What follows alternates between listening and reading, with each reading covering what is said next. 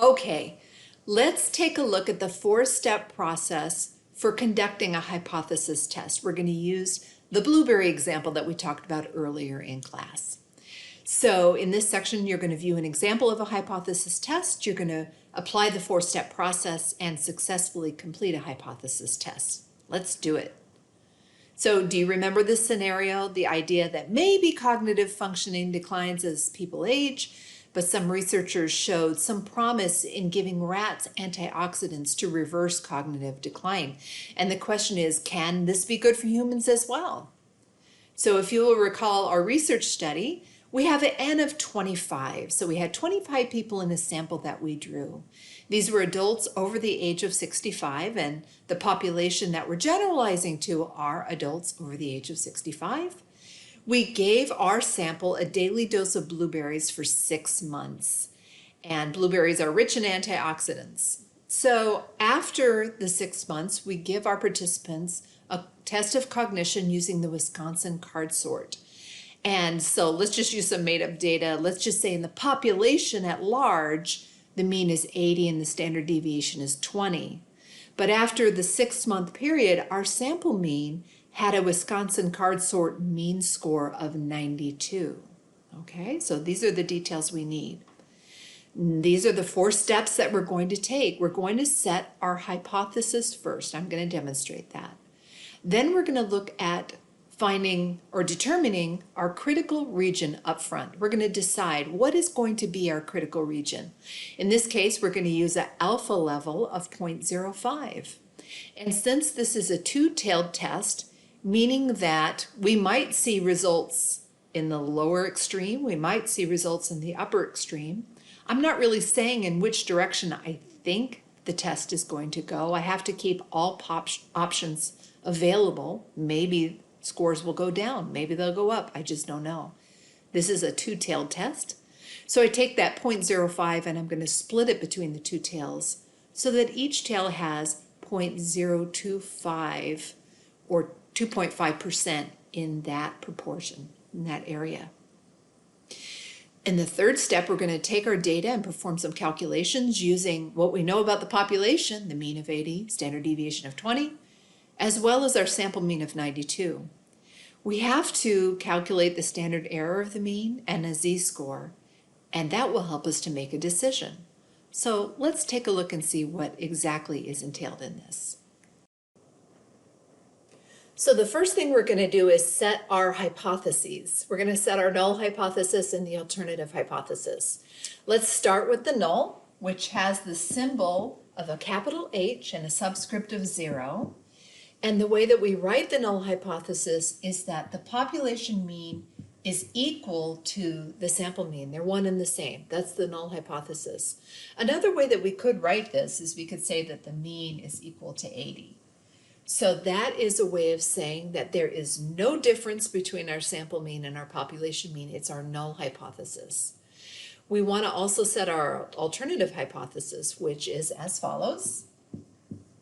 We have the capital H, a subscript of 1, and we start with the population mean, but this time we say it's not equal to the sample mean. So that's how we write the alternative hypothesis. And we could also write it as the mean is not equal to 80. There you go. So our next step is to find those critical boundaries. In order to do that, I'm going to draw out the normal curve first. So I have the normal curve. I'm going to indicate what are the low probability proportions, the areas that would be very unusual to find our sample mean. I'm going to shade these in. And these are going to be our critical boundaries.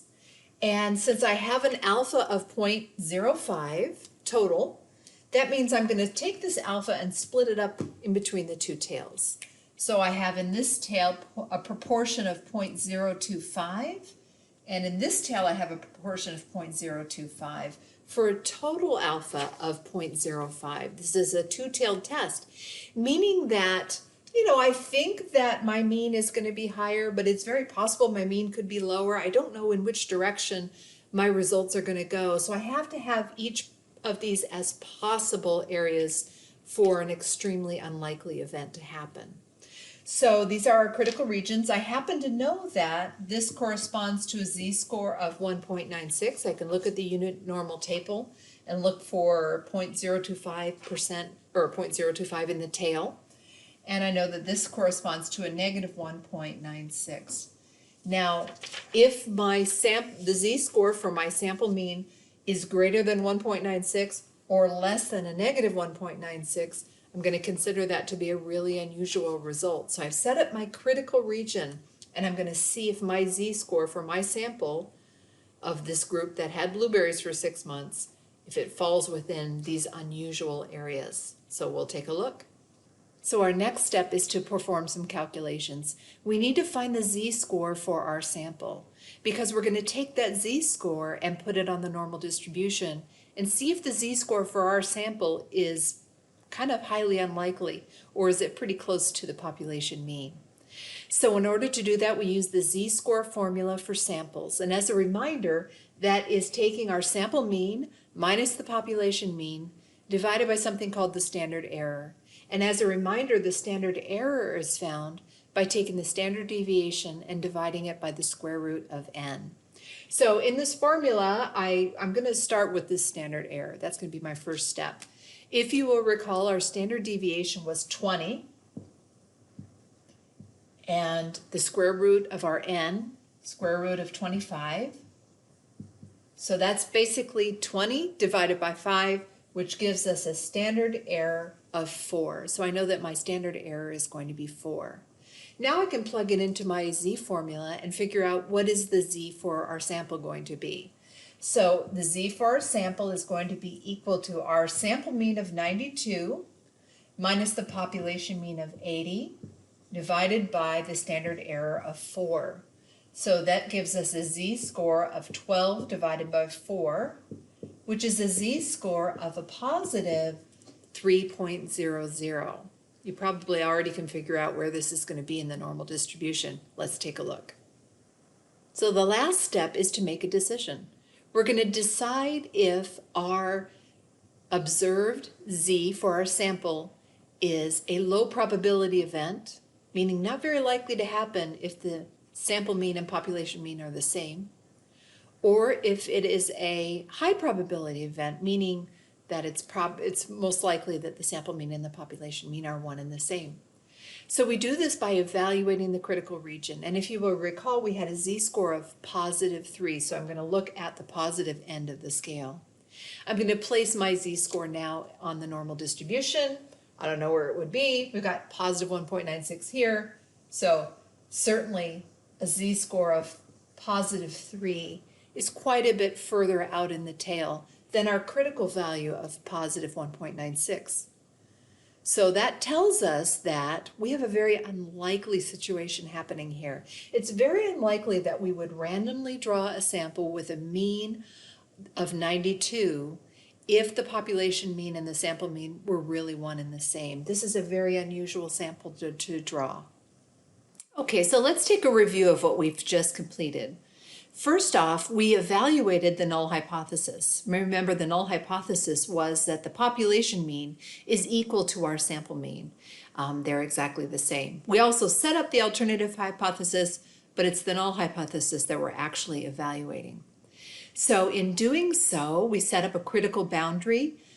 We had an alpha level of 0.05, which meant that each tail in a two-tailed test would have 0.025 proportion in each tail.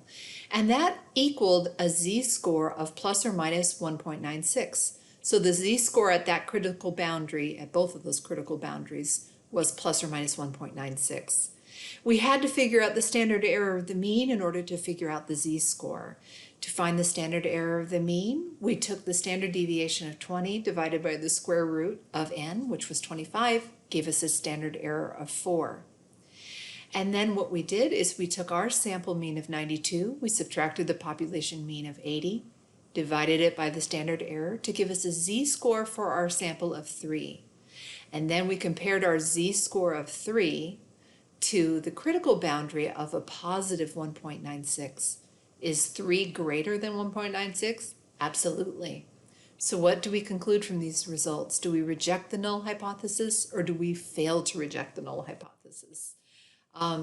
We reject the null hypothesis because our z-score is so unusual that we have to just conclude that the people who took the blueberries are not now part of that normal population. They are part of a different population. It had a statistically significant impact on the cognitive ability of our sample. So I hope that this helped you to make better sense of this hypothesis testing process. In the next video, I'm going to talk to you about the errors that we can make when we're doing hypothesis testing.